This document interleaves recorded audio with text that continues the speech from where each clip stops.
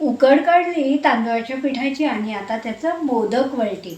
हे तांदूळाच्या पिठाचे मोदक म्हणजेच उकडीचे मोदक कोकणात गणपतीला आम्ही नेहमी करतो, चतुर्थीला करतो. तर असा हा मोदक कसा वळायचा ते मी तुम्हाला दाखवते. ही उकड अशी चांगली मळून घ्यायची. जेवढी मळाल तेवढा मोदक छान रेखीव सुबक होतो. आणि असं पारी करून वळली की त्याची अशी ही पारी करायची आणि पारीमध्ये हे सारण म्हणजेच मोदकाचं पुरण घालायचं आणि त्याच्या कळ्या पाडायच्या.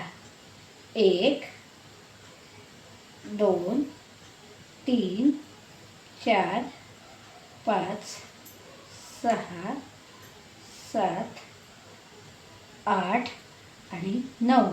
10वी पडली तर उत्तमच, पण 8-9 कळ्यांचा मोदक करायचा.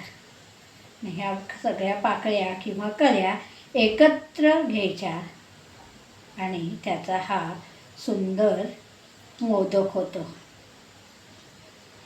असे मोदक कितीतरी 21चा नैवेद्य, 51चा मी सार्वजनिक गणेशोत्सवमध्ये 101 मोदक वळवून घरी करून वळवून नैवेद्य दाखवला होता रोहा सार्वजनिक गणेशोत्सवमध्ये.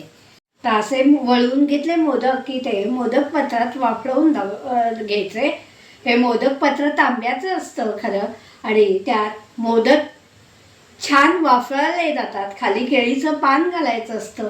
मोदक पात्रात वाफळवाल्या ठेवलेल्या आहेत. वाफळवून झाल्यावर बघूया आपण कसे लागतायत मोदक ते.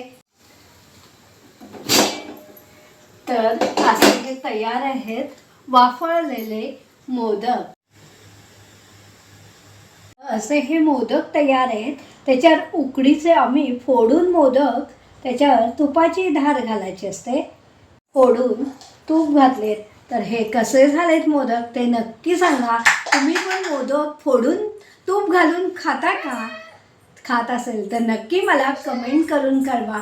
चॅनलला सबस्क्राईब करा, लाईक करा, शेअर करा आणि उकडीचे मोदक नक्की करून पहा. धन्यवाद. नर्मदे हर.